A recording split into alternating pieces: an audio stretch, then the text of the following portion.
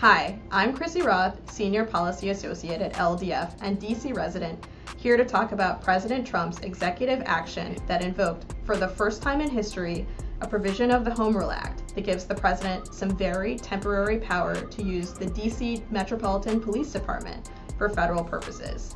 The president also deployed 800 National Guard troops from the DC National Guard and has requested additional states to send more troops. Under a federal law referred to as the Home Rule Act, the president can temporarily direct the DC Police Department services for federal purposes when special conditions of an emergency nature exist for 30 days. A joint resolution must be authorized by the U.S. House and Senate to extend this executive control over MPD. Let's talk about the limits of these actions. The president cannot create or amend law. Local, federal, and constitutional laws that protect people's right and limit the actions of MPD officers continue to bind MPD officers. And all federal and constitutional laws that protect people's rights and limit the action of the National Guard troops continue to be in effect. Let's be clear. The president's executive actions may claim there is a crime emergency, but this is false.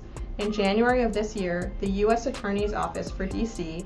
announced that crime in D.C. is at a 30-year low, and D.C.'s own police tracking of 2024 and 2025 crime data show that in this period, violent crime decreased by 26%.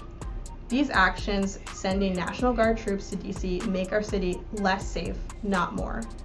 And the president's dehumanizing language targeting young people, people who are unhoused, or people who have had prior contact with the criminal legal system only normalize hate and violence and is counterproductive to safety of all DC residents. Since the issuance of these executive actions, law enforcement has ramped up the use of broken windows policing tactics, setting up traffic checkpoints and stopping drivers on low-level violations like not wearing a seatbelt. Historically, these enforcement tactics have done little to improve safety.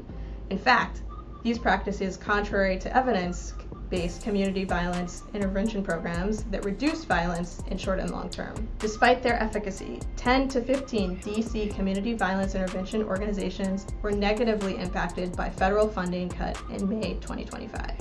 We must push back on these dangerous false narratives about crime that are used to justify police violence. Instead, we should invest in evidence-based interventions that will actually make DC safe.